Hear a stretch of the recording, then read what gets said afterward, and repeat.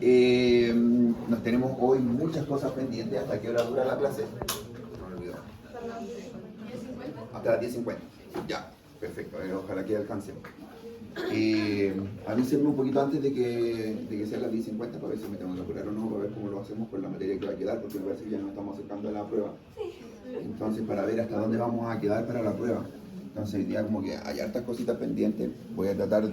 Vamos a tratar de ir al grano y explicando solamente algunas cosas importantes.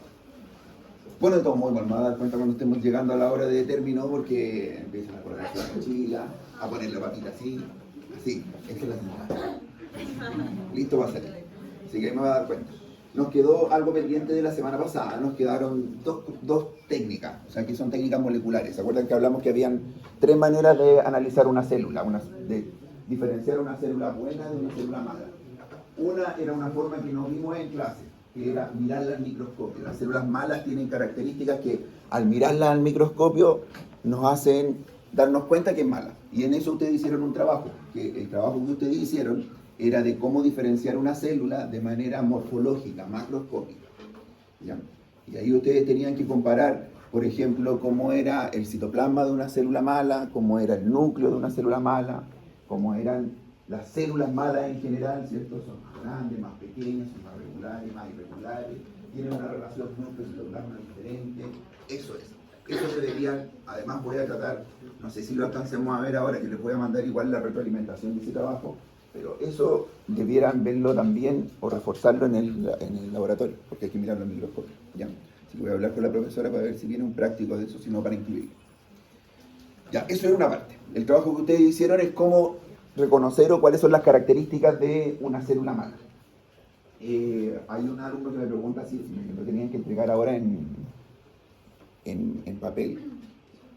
Y me lo tenían que entregar en papel, ¿cierto? Sí, ya, vamos a ver si me lo tenían que entregar en papel. Escrito por ustedes, me parece, sí, ya. Así que muchas gracias, compañero, que me lo reportó. Yo más rato igual me iba a acordar, ¿ya? Pero yo les había dicho que como tengo tantos cursos, se me olvidó lo que le digo a cada uno. Pero sí, ahora me acordé de todo. Muchas gracias. ¿Cuál es su nombre?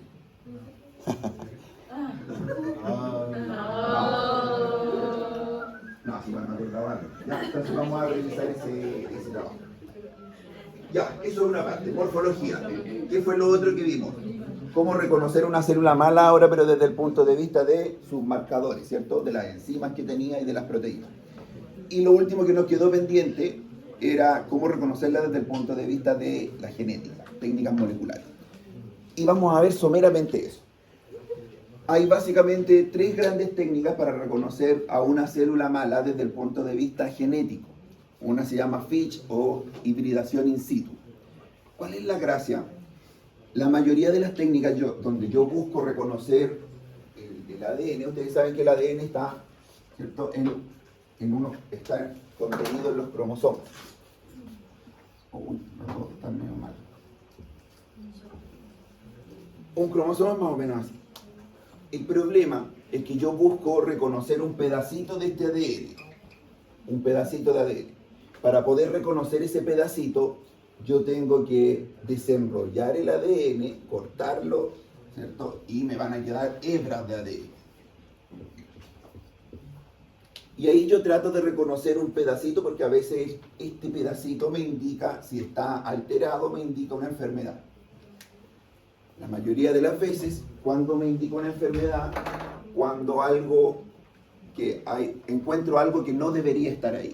Por ejemplo, yo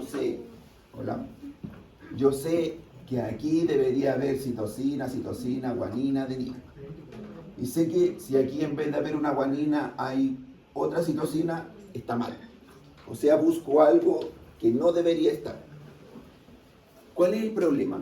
Es cuando yo busco algo que sí tiene que estar, pero yo quiero buscarlo que se encuentra en un lugar en el que no debiese estar. O sea, a veces hay algo que se llama translocaciones. Entonces, puede que yo busque algo que está en todos nosotros, pero lo que yo necesito ver es que se encuentra en un lugar donde no debería estar. ¿Cuál es el problema que aparece ahí? Es que para eso no me sirve desenrollar esto. Porque si yo lo desenrollo, en todo me va a aparecer positivo, Y eso no es la gracia. Yo lo que quiero ver es que está positivo, pero en un lugar en que no debería. Así que yo necesito teñir ese ADN, pero directamente en el cromosoma. Por eso le llamamos técnica de hibridación in situ, o sea, ahí mismo, en el ADN.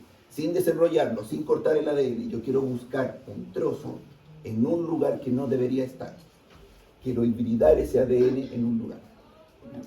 Entonces lo que yo busco aquí es detectar un segmento directamente en algo como un cromosoma. ¿Ya?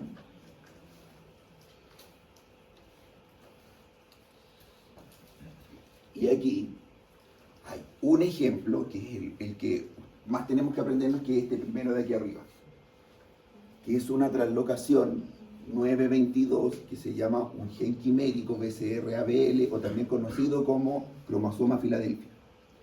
Es el que nos vamos a aprender, lo vamos a ver un poquito más adelante. El cromosoma Filadelfia es una translocación recíproca, o sea, quiere decir que un cromosoma le entrega un trocito a otro y ese otro queda con más trocitos de los que debería. Y genera un gen quimérico, un cromosoma quimérico, o sea, un cromosoma que en la realidad no existe. Existe solo en estos pacientes. Un cromosoma que tiene una parte que no debería estar. Y ese cromosoma se llama cromosoma Filadelfia. Es importante porque aparece en un tipo especial de leucemia, que es la leucemia mieloide crónica. Y ese cromosoma Filadelfia también se llama translocación BCR-ABL, porque se trasloca un gen que se llama BCR con otro que se llama ABL y quedan juntos en un solo cromosoma. Y es algo como esto lo que se hace.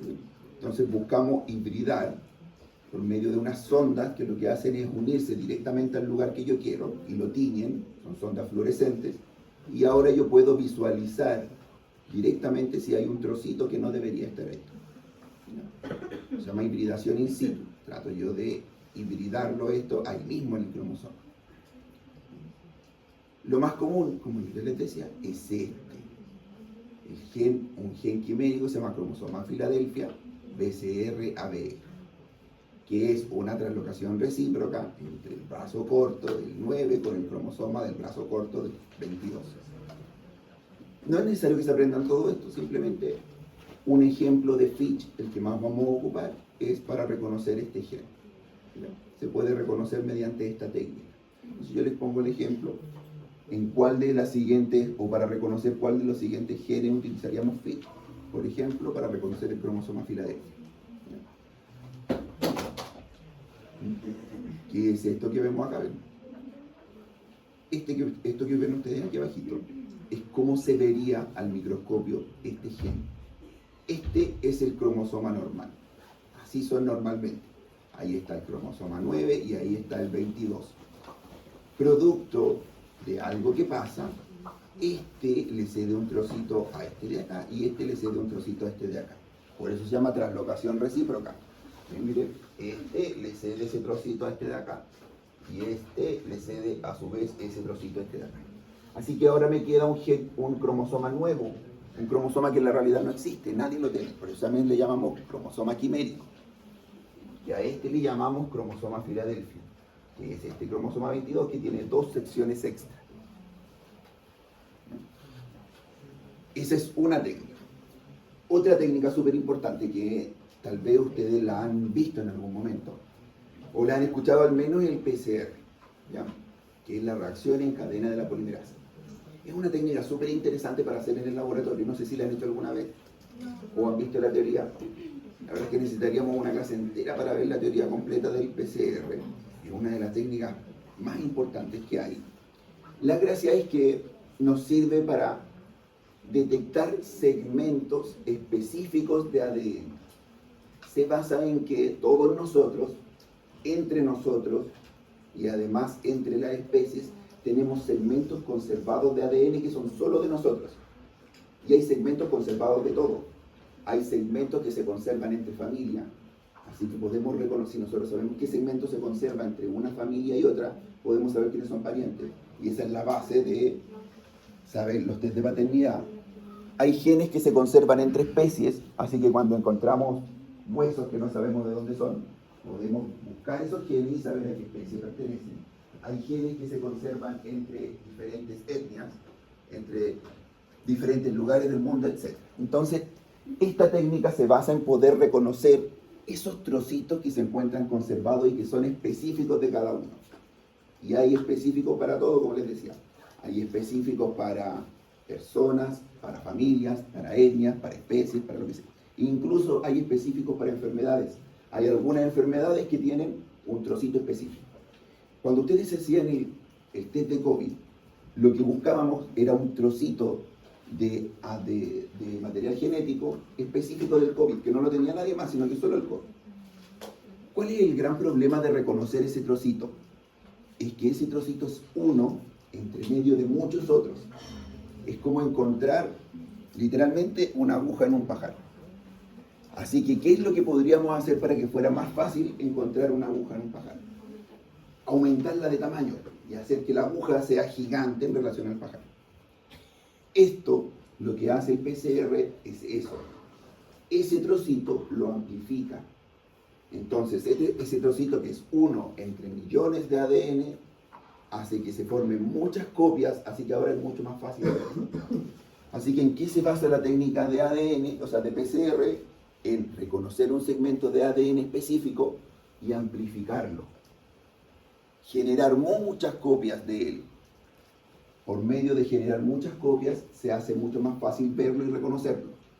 Y de esa manera podemos reconocerlo. ¿Cuántas copias se van a formar? Depende de cuántos ciclos se hagan. Se hace con un aparato que se llama termociclador. Por eso que dice ciclos de reacción. Por cada ciclo de reacción, mayor es el porcentaje de detección. Ahí vienen algunos problemas. Y es que mientras más ciclos de reacción hacemos, más posibilidades hay de falsos positivos, porque se pueden empezar a proliferar segmentos de ADN que realmente no son el que yo estoy buscando. Mientras menos ciclos de reacción, más posibilidades de falsos negativos. Así que ahí hay que encontrar el punto de equilibrio entre ambas cosas. ¿Cómo se hace? A grandes rasgos, se extrae el ADN, se amplifica el ADN, se detectan los productos amplificados y se detectan los resultados. Esto se hace por medio de, no sé si han hecho ustedes una cromatografía, que es colocar, o han colocado ustedes en un gel de poliacrilamida, donde se forman diferentes bandas.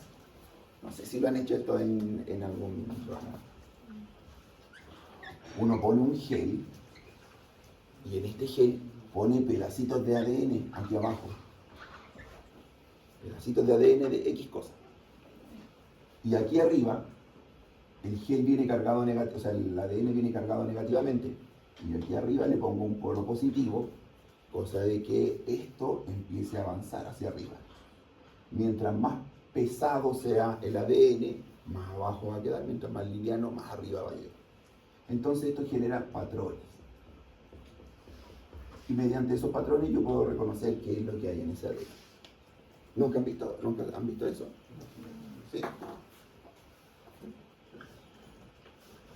Déjenme mostrarle algo.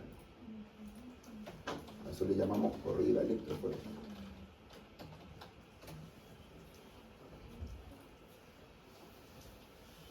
¿Por qué no puse eso? Nunca lo hicieron. Ya no nos vamos a meter ahí entonces para no complicarles la vida. ¿Ya? Pero eso es básicamente lo que veríamos en el laboratorio para poder reconocer los pedacitos de ADN que se forman. ¿Ya? Los pedacitos amplificados.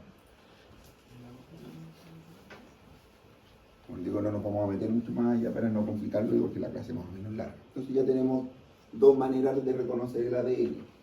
Una manera por medio de FIT, hibridación in situ. Otra por medio de PCR, reconocer un trocito y amplificarlo. Y ahí está un ejemplo de cómo se va amplificando. Se va amplificando de manera exponencial, por eso cada ciclo genera n elevado a 2. En cada ciclo, mire, ahí hay un ciclo donde generamos 2 copias.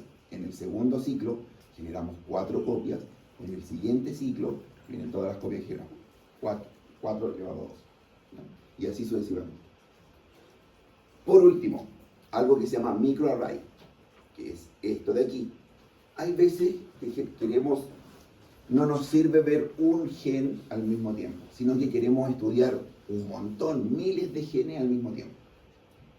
Para eso, para estudiar muchos genes al mismo tiempo, se crean unas celdas de silicona, que también le llamamos microchip, donde en cada una de las celdas viene un trocito de ADN que yo quiero reconocer.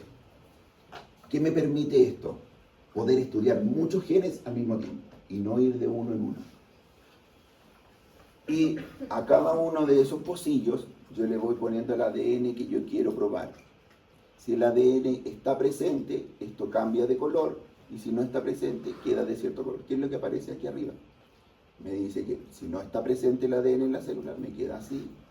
Si está presente en la célula, me queda así. ¿Ya? Si lo que está presente está normal solamente, me queda así. Y si no, si hay una enfermedad, me queda así.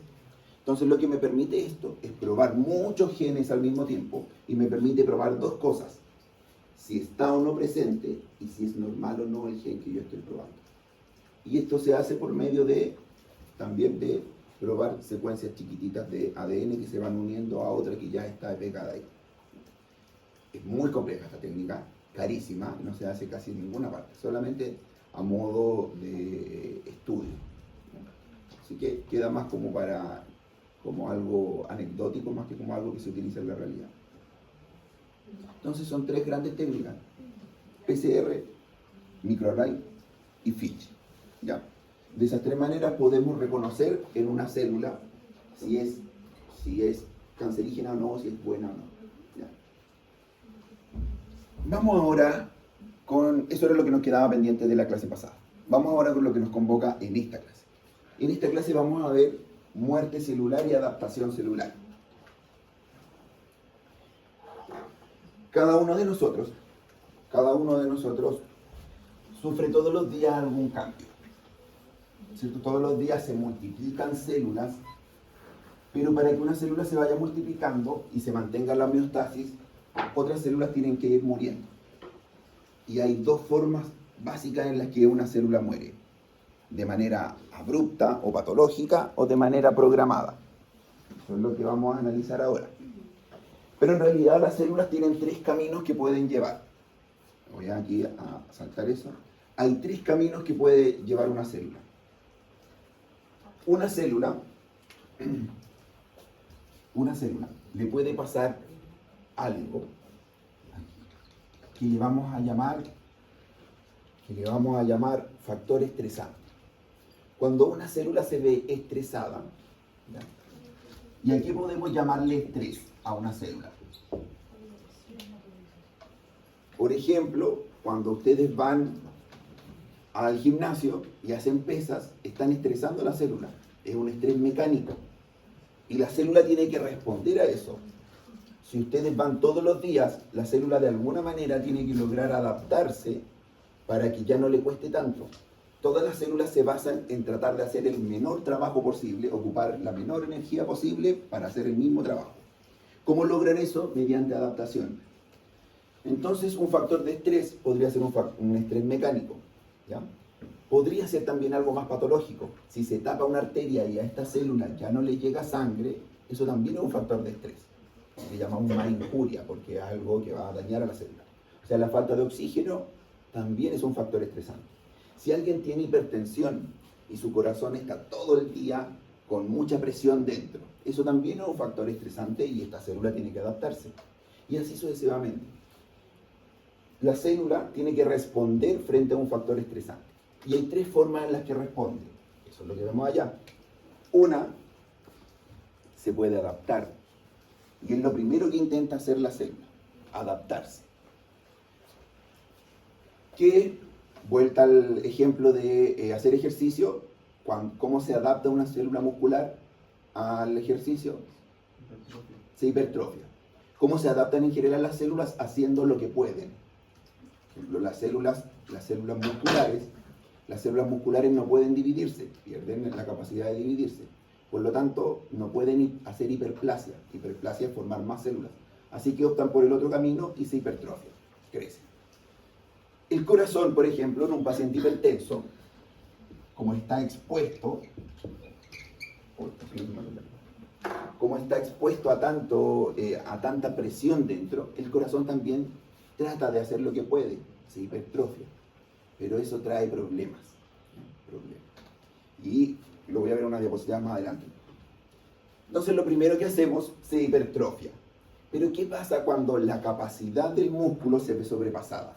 En este mismo ejemplo, esta persona va e intenta, primer día que va, intenta levantar 100 kilos al tiro.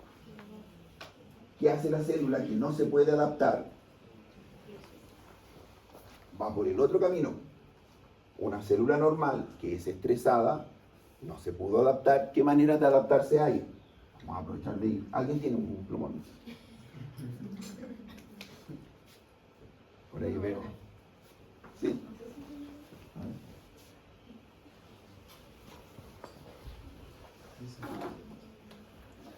Entonces, una de las cosas que pueden hacer es blanco. Que puede hacer es hacer hipertrofia. ¿Ya? Aquí vamos llegando a este cuadro. Otra cosa que puede hacer es hiperplasia.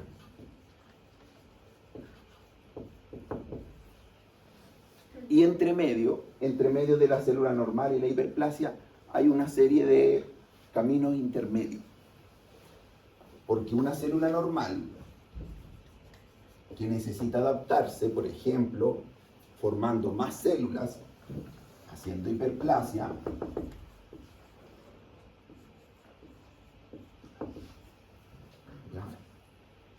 entre medio hay algunos procesos intermedios. Supongamos que una célula muscular necesita transformarse en otra cosa, que no sea una célula muscular. O sea, necesita pasar de un tipo de célula a otro tipo de célula. A eso le llamamos metaplasia. Vamos a dar unos ejemplos más adelante. La metaplasia también es un tipo de hiperplasia, porque también es una proliferación de células, pero es un cambio de tipo celular, cambio de un tipo celular a otro tipo celular. A veces las células no logran cambiar completamente, y quedan en medio, quedan con medias características de la célula normal y medias características de la célula metaplasia. Y ahí le llamamos displasia.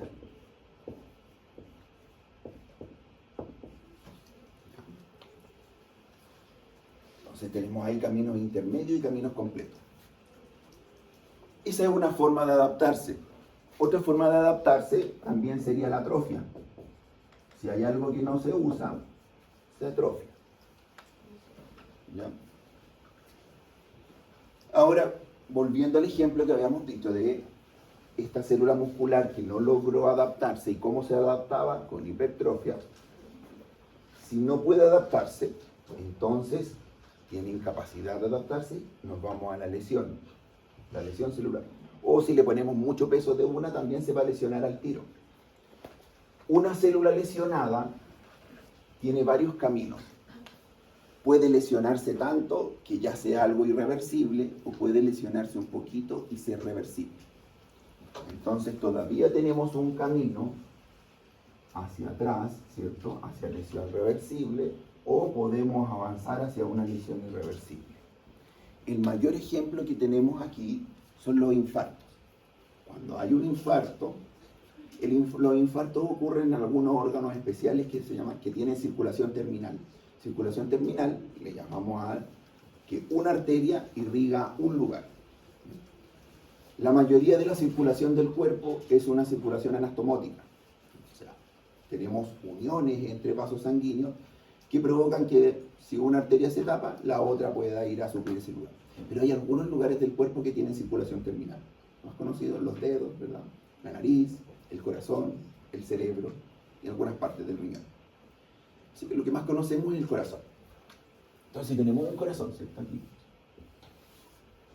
con una arteria que lleva sangre a este lugar, y esta arteria se tapa aquí. Todo lo de aquí para allá se va a morir, a no ser que yo destape el corazón antes de que pase cierta cantidad de tiempo. Entonces, ¿de qué depende que la lesión sea reversible o irreversible? Del tiempo que dure el estímulo, o del tiempo que dure el factor estresante. Mientras antes yo saque el factor estresante, mejor. Mientras antes yo saque el factor estresante, mejor. Mientras más tiempo tenga el factor estresante, más voy a avanzar hacia la lesión irreversible. Y la lesión irreversible tiene dos formas, tiene dos procesos: necrosis y apoptosis. Que en este mismo ejemplo tenemos aquí una zona que, si esto no destapamos esa arteria, una zona que va a morir irreversiblemente, porque hay esta zona está ahí directamente irrigada por esa arteria. Pero por al lado queda una zona que le llamamos zona de penumbra, que esa zona es mucho más visible cuando hay accidentes cerebrovasculares, o cuando tenemos arterias que se tapan en el cerebro. Esa zona de penumbra queda en una zona entre que todavía le llega un poquito de sangre, porque a veces igual aquí hay otra arteria donde ahí puede que se superpongan las zonas. Todavía le llega un poquito de sangre, pero no lo suficiente para suplir grandes demandas del corazón. Esa zona puede entrar en una zona de muerte por apoptosis, o sea, empezar a morirse después de a poquito y de manera más controlada. Por eso, ¿qué es esta zona de penumbra? Cuando esto lo vemos sobre todo en el ACV, es la zona que nosotros intentamos proteger. Cuando a alguien le da un accidente cerebrovascular, se le tapa una arteria del cerebro y no puede mover una parte del cuerpo, y va a urgencias, por ejemplo, la mayoría de las veces hay poco que hacer, porque hay muy poco tiempo. 3 horas, 90 minutos en el caso del corazón para hacer una angioplastía. Siempre hay muy poco tiempo y nunca vamos a lograr hacer algo tan rápido como para que no se genere lesión. Así que el verdadero objetivo de nosotros en urgencia es proteger la zona de penumbra. Y en el caso del corazón, ¿cómo protegeríamos la zona de penumbra? Esta zona que está en medio, la protegemos bajándole la carga al corazón. Y por eso a este paciente se le pone en reposo absoluto. ¿Cierto? No vamos a poner reposo absoluto. Por eso este paciente no va a comer, régimen cero, para que toda la sangre que haya esté disponible para el corazón. No va a descansar 100%, porque si aumenta la frecuencia cardíaca, va a aumentar el gasto cardíaco y aumenta el requerimiento de oxígeno, y esta zona que está en medio va a morir. Si necesita oxígeno este paciente, le ponemos oxígeno para saturar más de 93. Si tiene dolor, hay que calmar el dolor, porque más dolor es más frecuencia cardíaca y más uso de oxígeno, y por lo tanto más bajo. Y así sucesivamente, si ustedes se dan cuenta, todas las cosas que hacemos son tendientes a rescatar esa zona, la zona de penumbra. Así que estos son los caminos, y esto es lo básico que vamos a ver hoy. Vamos a tratar de ir desglosando todos estos caminos, ¿ya? Desde una célula normal que se ve sometida a un estrés, se puede adaptar de estas 3 formas, o se puede lesionar reversiblemente y volver a ser normal, o irreversiblemente y seguir 2 caminos de necrosis o apoptosis. Eso es lo básico de hoy. Aquí hay un ejemplo, que es el ejemplo más clásico de una metaplasia, ¿ya? Se llama esófago de Barrett. Cada célula de nuestro cuerpo está preparada para hacer algo, y nosotros tenemos células de epitelio columnar dentro del estómago. La gracia de estas células es que, dentro de otras cosas, pueden resistir el ácido gástrico, que, como ustedes saben, el ácido clorhídrico tiene un pH de 1. Y aquí tenemos un esfínter esofágico que se llama esfínter esofágico inferior, que se cierra para que el ácido clorhídrico no pueda subir. ¿Y por qué no queremos que suba? Porque aquí arriba no hay epitelio columnar, sino que hay epitelio escamocelular, epitelio escamoso, o sea, epitelio como el de la piel. Y este no resiste pH de 1. Por lo tanto, cuando sube el ácido clorhídrico hacia arriba, y al que llamamos reflujo gastroesofágico, esto se quema. Esto de aquí no se quema, porque hay bicarbonato, porque hay uniones estrechas, porque el epitelio lo resiste, porque hay mucosidad. Pero aquí arriba no hay nada que lo proteja. Entonces, los pacientes que tienen reflujo gastroesofágico, por el motivo que sea, el más común es una disfunción aquí del esfínter esofágico inferior. Este epitelio se quema, ¿y qué es lo que hace? Hace esto, lo que vimos aquí atrás. Estrés. Y lo primero que intenta hacer es adaptarse. ¿Cómo se adapta? Lo más lógico es tratar de transformar este epitelio en este epitelio. O sea, hacer un cambio de clase. Tratar de transformar el epitelio escamocelular en un epitelio columnar. Así que si esto se estresa por mucho tiempo, ¿cierto? Se estresa por mucho tiempo y se empieza a quemar, todo lo de aquí para arriba se empieza a transformar. Se empieza a transformar y hacer una metaplasia. O sea, cambiar desde un escamoso a un columnar. Por un tiempo funciona, pero nuevamente entramos acá. Si se mantiene la lesión, entramos en este proceso. Incapacidad de seguir adaptándose. Porque a pesar de que lo intenta, a pesar de que intenta adaptarse, no es epitelio columnar. En este lugar, aquí no hay células B, no hay células parietales que produzcan, por ejemplo, ¿cierto?, mucosidad. Aquí no llega el bicarbonato que se produce acá abajo, entonces aquí lo único que hay es un cambio de clase, pero no hay nada más que protege este epitelio, así que se sigue dañando. Así que esta metaplasia, que la vemos ahí al microscopio, ¿ves? Un esquema, y aquí como va cambiando a esta metaplasia escamosa, así debería ser y así queda. Esto de aquí, con el tiempo, esta metaplasia empieza a seguir degenerándose, empieza a hacer apoptosis, empieza a hacer necrosis, y lo peor es que las metaplasias son los precursores del cáncer. Así que todo epitelio que se metaplasia en el tiempo puede llegar a formar cáncer. ¿Por qué? Porque con el tiempo la metaplasia deja de hacer una conversión completa y empieza a transformarse en displasia. Las células empiezan a adquirir características, ya no saben qué hacer. Entonces ya dice, ya no me funcionó cambiarme de epitelio escamoso a epitelio columnar. Sigo cambiando. Cambia tanto que empieza a evadir todos los sistemas de control de cáncer, o sea, de proliferación descontrolada. Así que se produce cáncer, y esta es una de las causas de cáncer de esófago, ¿ya? Además del cigarro. Son dos las principales causas de cáncer de esófago, cigarro y reflujo gastroesofágico. Así que esta es una de ellas. Así que aquí hay un ejemplo de cómo se intenta adaptar, y al verse incapacitado de adaptarse, generamos cáncer de esófago. Por eso, y lo último que quiero decir, cuando una persona, ustedes le hacen una endoscopía y le informan en la endoscopía, se lo pueden informar como esófago, se le hace una biopsia al esófago y se informa que en el esófago hay epitelio columnar. Eso ustedes tienen que pensar, a eso le llamamos esófago de Barrett, a veces se lo informan como esófago de Barrett. Ya usted tiene reflujo y hay que tratar el reflujo, pero eso se trata como una lesión premaligna, porque sabemos que si eso se mantiene en el tiempo, se va a generar una lesión maligna, un cáncer. Así que a todas estas también le llamamos lesiones premalignas. Aquí hay otro ejemplo de adaptación, que en un primer momento sirve, pero después ya no sirve. Aquí hay un miocito, un cardiomiocito, que está hipertrofiado. Puede parecer súper bueno que el corazón se hipertrofie, ¿cierto? Que aumente el tamaño de su célula, porque con cada latido va a poder impulsar más sangre. Eso es súper bueno cuando hay un tipo de hipertrofia especial que se llama hipertrofia excéntrica, que es la hipertrofia que le ocurre a los deportistas. Los deportistas, su corazón también se hipertrofia, pero de manera excéntrica.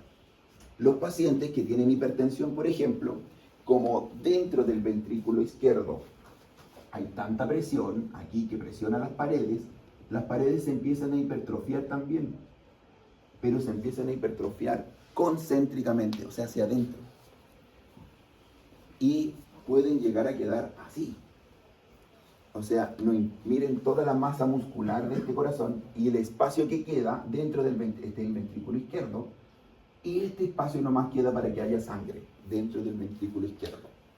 O sea que con cada latido realmente no sale nada, ¿cierto? No sale suficiente sangre.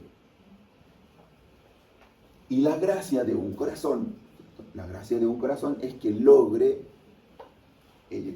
salir por el ventrículo izquierdo la suficiente sangre para cubrir las demandas de todo el cuerpo. A eso le llamamos gasto cardíaco. que el gasto cardíaco se calcula, ¿cómo se calcula? Frecuencia cardíaca por el volumen expulsivo del ventrículo izquierdo. Eso nos lleva a que para mantener el gasto cardíaco de una persona se mantiene mediante la frecuencia cardíaca y el volumen expulsivo, ¿cierto? ¿Cómo estará el volumen expulsivo aquí? Disminuido, porque a pesar de que tenemos un corazón con mucha masa muscular, en cada latido puede expulsar menos. Por lo tanto, si esto va hacia abajo, para poder mantener el gasto cardíaco, se mantiene a expensas de subir esto, ¿cierto? Y de esa manera tratamos de mantener el gasto cardíaco. Por eso los pacientes que tienen insuficiencia, a eso cuando no se puede mantener el gasto cardíaco, le llamamos insuficiencia cardíaca. Insuficiencia cardíaca es cuando el corazón ya no puede mantener un gasto cardíaco que supla todo lo que necesita nuestro cuerpo. Y como ustedes ven aquí, en este caso el volumen expulsivo está disminuido. Así que, ¿qué hacen las personas que tienen un corazón hipertrofiado? Hacen un poquito de esfuerzo y sus latidos se van a las nubes, ¿cierto? Se ponen taquicárdicos. Y eso es el corazón tratando de mantener el gasto cardíaco. Baja el volumen expulsivo, aumenta la frecuencia cardíaca. Y ahí viene otro problema. La frecuencia cardíaca viene a partir de la sístole, ¿cierto? Y la diástole. La diástole dura 2 veces lo que dura la sístole. La diástole dura 2 veces. Por lo tanto, cuando a alguien le aumenta la frecuencia cardíaca, se hace a expensas de la diástole. La diástole se va viendo acortada para darle más tiempo a la sístole. Pero eso tiene un límite en que yo ya no puedo seguir acortando la diástole, porque si no entro en paro cardíaco. Recuerden además que el corazón se nutre durante la diástole a través de la válvula aórtica y de las coronarias. Por lo tanto, si yo acorto demasiado la diástole, ya no me va a quedar tiempo para nutrir al corazón. Y ahí entramos en paro. Por eso todos tenemos un límite de frecuencia cardíaca. Que más o menos, si uno lo quiere calcular, son 220 menos la edad. Ese es el máximo, ¿ya? Por ejemplo, si lo calculáramos, yo aquí tengo 20 años, a mí me da 200 de latidos, ¿ya? 200 latidos por minuto. Ese es el máximo al cual yo podría llegar. Si yo quiero entrar en ejercicio aeróbico, tengo que al menos mantenerme en alrededor de un 60% de mi máximo, que sería 120. O sea que yo, para considerar que estoy haciendo ejercicio aeróbico, tengo que al menos llegar a pulsaciones de 120. ¿Por qué es importante eso? Porque cuando le decimos a los abuelitos, un abuelito de 70 años, el abuelito de 70 años con 90 latidos por minuto ya está haciendo ejercicio aeróbico. Y si queremos hacer ejercicio anaeróbico, tengo que mantenerme en el 80%. O sea, tengo que llegar a 160 latidos por minuto.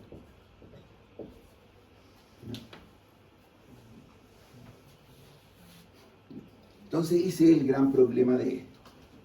Aquí es el gran problema de que se produzca esta hipertrofia. Esa es la misma explicación que yo les di acá. Y por último, miren, aquí hay el otro extremo que hay. La metaplasia, la hipertrofia, pero también se puede algo atrofiar. Y aquí el gran ejemplo es el Alzheimer, donde miren, ustedes pueden ver cómo es un cerebro normal y cómo se ve un cerebro con Alzheimer. Y una de las cosas que primero llama la atención, miren, es los ventrículos. Y miren los ventrículos acá. Eso lo llamamos ventrículo megalia. Miren los surcos. El surco lateral. Miren aquí el surco lateral. Entonces, esa es la otra adaptación, ¿cierto? La atrofia. ¿Y cómo podemos evitar que algo se atrofie? Usando. Por eso, algunos de los factores protectores que se han visto para el Alzheimer son la educación superior.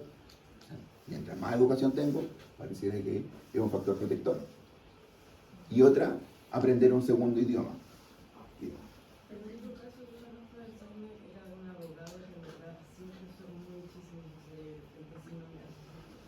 No hace sentido.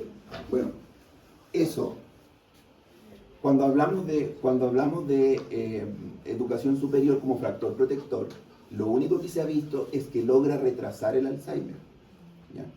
El Alzheimer no tiene cura. Así que probablemente en ese caso que usted dice, si no hubiese sido así, tenemos un par de años antes, y lo logra retrasar en alrededor de 5 años. ¿Ya? No hay manera y además el Alzheimer es una de las demencias más frecuentes. Tiene un componente genético pero bajo, pero tiene mucha frecuencia. De hecho es tan frecuente que parece que fuera genético. La gente dice, ay, tengo miedo de tener Alzheimer porque mi mamá tenía, mi abuelo tenía, ¿no? Pero no es que vengan sus genes, es que es tan frecuente que parece que fuera genético. No se sabe por qué, si no ya tendríamos más o menos. Hay muchas teorías de por qué se está produciendo. Una de las últimas que me pareció más interesante es el microplástico. Que se ha visto, se ha encontrado microplástico, niveles altísimos de microplástico en los cerebros con Alzheimer. Y se ha encontrado en todos lados, no solo en los cerebros con Alzheimer. También hay un estudio donde habla del microplástico y la disminución de la fertilidad, sobre todo en hombres. El problema es que escapar de los microplásticos es muy difícil. Uno cree que se escapa de ellos consumiendo agua. Se ha visto hasta en el agua potable. Agua mineral. Y las aguas minerales, hay un estudio en Santiago de la Universidad de Chile donde salen niveles altísimos en las marcas más reconocidas. Uno cree que comprando Benedictino y todas esas, y tienen niveles por las nubes de microplástico. Así que ahí lo han visto en el océano, han visto microplástico en el océano, en muestras del océano profundo. Es súper raro porque ustedes saben que las aguas superficiales y las aguas profundas demoran décadas en mezclarse. Y si ya hay microplástico a niveles profundos, eso habla de un nivel de contaminación gigante de microplástico. Así que una explicación bastante interesante acerca de por qué se produce. No está claro por qué. Hay varias terapias sí que intentan ayudar un poco. No hay manera tampoco de frenarlo.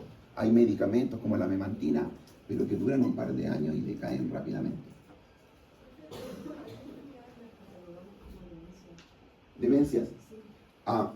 El cerebro lo dividimos en varios dominios cognitivos: lenguaje, abstracción, comprensión, atención, visoespacial, etc. Si hay 2 de los 5 dominios que están alterados, le llamamos demencia. Y hay muchos tipos de demencia. Cada demencia afecta a una parte diferente del cerebro. Específicamente el Alzheimer, lo primero que altera es la memoria, se llama memoria semántica, ¿ya? Que es la memoria a corto plazo. Y de ahí avanza hacia la memoria a largo plazo. Pero hay demencia por cuerpos de Lewis, demencia frontotemporal, el Alzheimer, demencias vasculares, demencia, la enfermedad de las vacas locas también es un tipo de demencia, etc. Pero depende de los dominios cognitivos que estén alterados. ¿Ya? Ahí tenemos. Entonces, ¿cómo vamos? Pésimo. Hemos avanzado como 3 días, pues, quedan 10 minutos. Ya. Entonces, con todo eso, entramos, esa era la introducción a la clase. Y ahora entramos a lo primero, que es la necrosis cerebral. Porque ya dijimos varias cosas, así que creo que vamos a andar rápido. Muerte celular. Ahora entremos en la muerte celular. ¿Cómo se produce y cuáles son los hitos importantes? Ya, miren, ya les habíamos dicho, miren, hay 2 grandes tipos de muerte celular: necrosis y apoptosis. Una es una muerte programada y el otro es una muerte patológica, accidental. ¿Cuál es la gran diferencia de los dos? Es que en la apoptosis, como una muerte programada, es una muerte fisiológica que tiene que ocurrir, es un proceso más controlado. No se genera inflamación, no daño a las células vecinas, no provoca alteración en mi entorno. Así que es un proceso fisiológico normal, ¿ya? En cambio, la necrosis es un proceso severo. ¿Ya? Es un proceso accidental, patológico, es como que una célula de un momento a otro explote.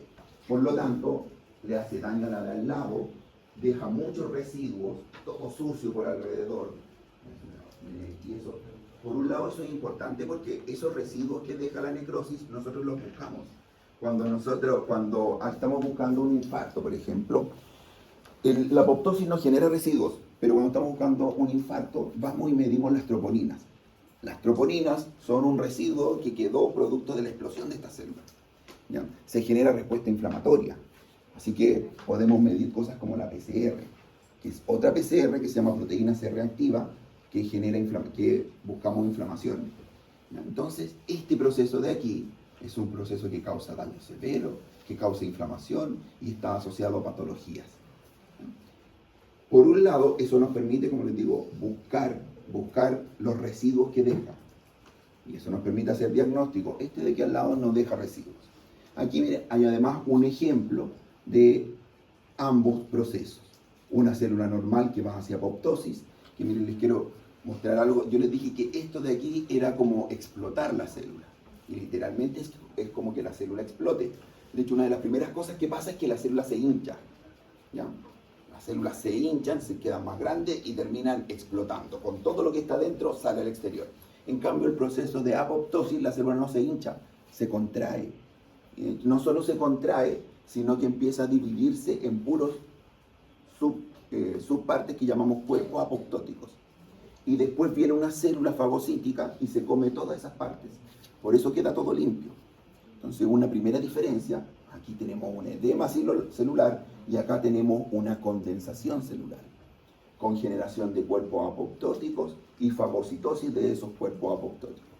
Cuando es un proceso limpio, fisiológico, que no genera ni residuos ni daños para los de al lado. En cambio, este otro sí. ¿Ya? Así que ahí vemos una diferencia. Partamos viendo la necrosis. Primero, para que ocurra necrosis tiene que haber una injuria. Le llamamos injuria, al hablar de injuria es lo mismo que hablar de estrés. Pero en el caso de la necrosis le llamamos injuria porque las injurias van directamente a hacer daño. Los factores estresantes no necesariamente van a hacer daño, como el levantar una pesa. ¿Ya? Pero el cortarle la circulación a una célula, eso hace daño sí o sí, así que le llamamos factor injuriante. Pero para términos prácticos es lo mismo. ¿Qué creen ustedes que es lo primero que pasa cuando cuando generamos una injuria como la isquemia a una célula? ¿Ya? Puede ser isquemia, toxinas, trauma, pero ¿qué creen ustedes que es lo primero que va a pasar? Ahí están algunas cosas que... ¿Qué es lo que le pasa a una célula? ¿Para qué la célula necesita oxígeno? Para formar ATP. Ese es el punto clave y es el punto de inicio de la necrosis. Cuando tenemos una hipoxia o una isquemia, en realidad van de la mano, lo que se genera es una agresión y un déficit energético. Por lo tanto, lo primero que pasa es una caída de ATP. Entonces, la necrosis parte con la injuria y la caída de ATP. El ATP nos sirve para muchas cosas, ¿cierto? Se genera en la mitocondria, eso ustedes lo saben. Pero, dentro de otras cosas, el ATP nos permite mantener un gradiente diferente extracelular que intracelular por medio de las bombas de sodio y potasio.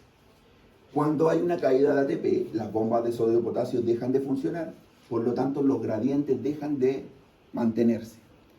Y como los gradientes dejan de mantenerse, el líquido extracelular se mete a la célula de manera abrupta. Así que una de las primeras cosas que se genera, vamos haciendo esto, miren, caída del ATP, fallo de las bombas, edema. Entonces, producto del fallo de las bombas, se genera edema celular y de organelos, porque ya no tenemos una bomba que está, lo que va entrando a la célula lo va tirando para afuera para mantener un gradiente, sino que ahora entra nomás. Entra. Luego de eso, como ahí ven, daño inicial, alteración de la homeostasis, edema celular y de organelos. Los organelos más importantes que nos interesan aquí es la mitocondria. La mitocondria es un punto fundamental porque regula tanto la necrosis como la apoptosis, por vías diferentes, pero es lo que la regula. Cuando ya la célula está hinchada, sin ATP, dentro de la célula se empiezan a activar enzimas. Esas enzimas se activan porque el calcio que estaba dentro de los retículos endoplásmicos sale. Los retículos endoplásmicos están llenos de calcio, ¿ya? Pero ese calcio se mantiene ahí producto de toda la homeostasis que hay dentro de la célula. Cuando esa homeostasis se pierde, el calcio se libera. Y el problema es que el calcio es un activador de enzimas, ¿ya? Activa casi todas las enzimas. Las enzimas dentro de la célula no tienen que estar activadas, porque si no la célula se empieza a digerir a sí misma. Las enzimas siempre se mantienen como algo que llamamos zimógenos, o sea, inactivas, y se activan solo frente a ciertos estímulos.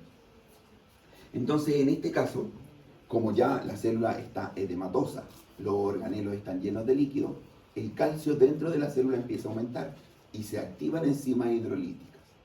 Las enzimas que se activan dentro de la célula empiezan a degradar las membranas y todas las estructuras dentro hasta que la célula se rompe. Entonces tenemos 6 pasos: daño inicial, isquemia, hipoxia, alteración de la homeostasis, principalmente caída de ATP, edema celular, activación de enzimas, degradación de membranas y explosión. Y esos son los 6 pasos en los cuales se genera la necrosis.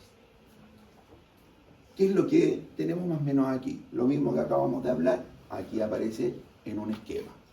Isquemia, que afecta principalmente a la mitocondria, que al quedar sin oxígeno disminuye el ATP, baja el ATP, baja la bomba de sodio, por lo tanto la célula se empieza a edematizar y ahí está lo otro que hablábamos, ¿cierto? ¿Ya? Para que vayan siguiendo ese esquema después. Seguramente en la prueba les voy a hacer que dibujen ese esquema completo. Aquí está el ejemplo. Miren, hay muchas cosas que yo las hablé sin las diapos, así que vamos a avanzar rápido. Miren, y aquí está lo que yo les hablaba delante, ¿cierto? Que una arteria lleva, aquí hay un ejemplo de isquemia y necrosis, donde una arteria lleva sangre a un lugar del corazón. Cuando se tapa, ese lugar se empieza a necrosar y empieza a generar isquemia. La isquemia se genera primero, en este caso, miren, aquí tenemos cortado el músculo, ¿cierto? Y la isquemia primero se genera desde lo más lejano a la arteria y de ahí se viene necrosando hacia llegar a la arteria. Y por eso le llamamos a isquemia subendocárdica, isquemia transmural. Toda la muralla está necrosada. Lo mismo nuevamente, la célula primero se hincha, después cambios nucleares, etc. Ahora, cuando algo se muere, hay patrones que se pueden ver al microscopio, patrones específicos, cuando algo se necrosa. Y básicamente hay 3 tipos de necrosis que se pueden mirar al microscopio: la necrosis coagulativa, la necrosis licuefactiva y la necrosis gaseosa. Y además hay otros que se llaman patrones de gangrena, que hay gangrenas secas, gangrenas húmedas y gangrenas gaseosas. Aquí le llamamos gangrena coagulativa, principalmente el ejemplo del infarto. Y vamos a ver una imagen mejor para que lo veamos, pero ahí lo que tenemos que buscar es que se van a ver células fantasmas, o sea, solamente se va a ver el contorno de las células. Algunas ni siquiera van a tener núcleo porque la célula explotó, ¿cierto? Y todo lo de adentro ya no está. El tejido se va a seguir viendo pálido, porque la mayoría de las veces es por isquemia, pero va a seguir firme. Diferente es lo que pasa en la necrosis licuefactiva. La necrosis licuefactiva pasa en los lugares donde hay demasiadas enzimas. Y donde hay demasiadas enzimas, al reventar la célula, todo el tejido se licúa. Se llama necrosis licuefactiva. Y eso al microscopio se ve como licuado, pero no se ve tanto en microscopio, de hecho se ve de manera macroscópica. Cuando uno ve el órgano, se ve realmente como una salsa, ¿ya? Diferente a lo que vemos acá, que si nosotros sacamos un corazón infartado, vamos a ver el corazón completo y una zona más pálida, oscura, incluso ahí necrosada. En cambio acá vamos a ver una zona licuada. Esto pasa generalmente en el cerebro. Y por último, una necrosis gaseosa. Se llama así por el aspecto de queso que tiene, característico en la tuberculosis. La necrosis gaseosa pasa cuando tenemos un patógeno que no podemos eliminar, entonces el cuerpo lo que hace es encapsularlo y dejar muerto ese lugar con una cápsula por alrededor. Y miren, y aquí están los 3 ejemplos. Aquí vemos una necrosis coagulativa, ¿ya? Donde hay un aumento de la eosinofilia, le llamamos hipereosinofilia. ¿Por qué? Porque aumenta el líquido más que el contenido. Hay una disminución de los núcleos, se ven menos núcleos, y acá claramente miren todos los núcleos que vemos por acá en un glomérulo normal. Esto es un riñón, este es un glomérulo normal, y miren acá muy poquitos núcleos. Si se ven, le llamamos hipereosinofilia, que se vea más rosado, ¿ya? Y se ven células fantasmas, y ustedes no las pueden ver aquí, pero si la ven más de cerquita, que son círculos nomás de células sin nada dentro.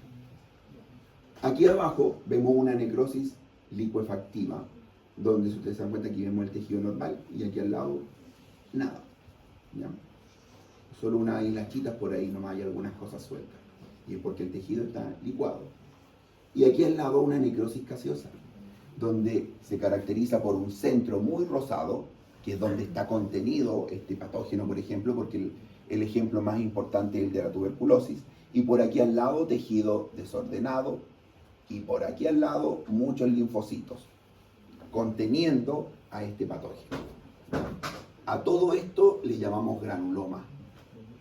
A este centro, este contenido desordenado y estos linfocitos. ¿Ya? Todo eso es un granuloma, característico de la tuberculosis. Así que cuando algo se muere, podemos verlo al microscopio de estas tres maneras. ¿Ya? A esto le llamamos entonces necrosis. Y la otra es la gangrena. La gangrena es la muerte del tejido, ya no vista a nivel celular, sino que vista a nivel de tejido. Y tenemos tres grandes tipos. Una, la necrosis seca, y miren ustedes, o sea, la gangrena seca, si ustedes se dan cuenta claramente se ve seco, ¿ya? Y la causa de esto es la isquemia. Como no llega sangre, esto queda así. O sea, la gangrena seca se da en tejidos isquémicos. Otra que le llamamos gangrena húmeda, que se da en tejidos donde todavía llega sangre, pero hay un patógeno, hay una bacteria. Así que normalmente las gangrenas húmedas están asociadas a necrosis, asociadas a bacterias. Y hay unas bacterias especiales que se llaman bacterias anaeróbicas. Ustedes ya tuvieron microbiología. Se llaman bacterias anaeróbicas. Las bacterias anaeróbicas, como el Clostridium, por ejemplo, producen algo que se llama gangrena gaseosa o gaseosa, que es esta de aquí al lado. Y es porque como desecho generan CO2, estas bacterias. Y dan el aspecto, o sea, no dan el aspecto, de hecho, cuando uno las toca, crepitan por el CO2 que queda debajo de la piel atrapado, ¿ya? Y por eso se les llama gangrena gaseosa. Está asociada a bacterias anaeróbicas, bacterias aeróbicas y procesos isquémicos, ¿ya? Aquí yo ya les había comentado que una de las cosas más importantes de la necrosis y de la apoptosis es la mitocondria. Y aquí ustedes pueden ver cómo en la necrosis lo primero que pasaba era que al haber una isquemia disminuía el ATP, por lo tanto las bombas de ATP caían y esto generaba el edema. Vamos a ver ahora el otro proceso que también se lleva a cabo en la mitocondria, que es el proceso de apoptosis. El proceso de apoptosis también es controlado por la mitocondria, pero de manera, valga la redundancia, más controlada. De manera más controlada.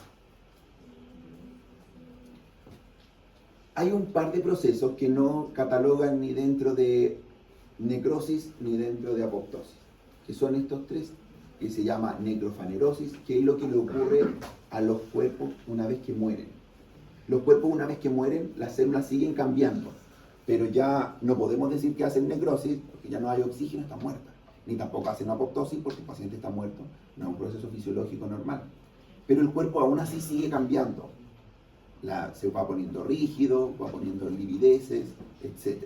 A eso le llamamos necrofanerosis.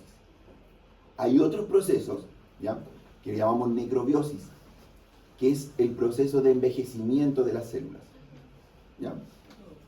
Y otro proceso que se llama necrólisis, que es un proceso patológico donde literalmente las células explotan de un momento a otro, generalmente asociado a procesos inmunológicos, digamos.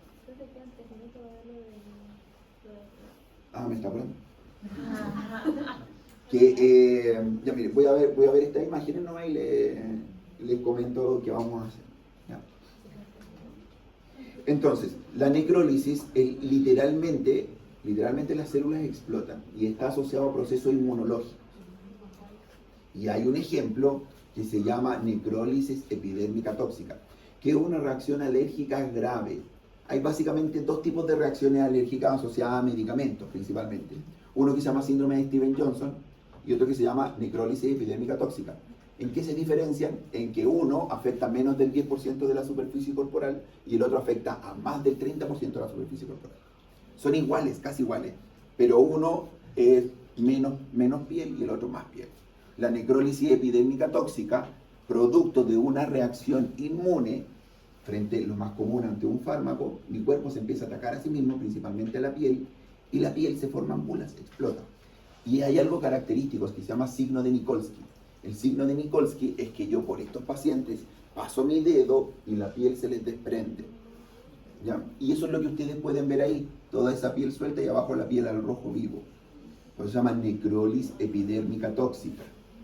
Hubo una necrólisis, se reventaron las células de la piel, ¿ya? Por esto autoinmune. Tiene una mortalidad más o menos elevada y generalmente está asociado a fármacos. Ya hasta ahí no, entonces vamos a llegar. ¿Cuándo tenemos la prueba? O igual avanzamos, carita, nos queda un poquito. Subsiguiente. Ya no, si alcanzamos bien. La próxima semana nos ponemos al día. ¿Ya?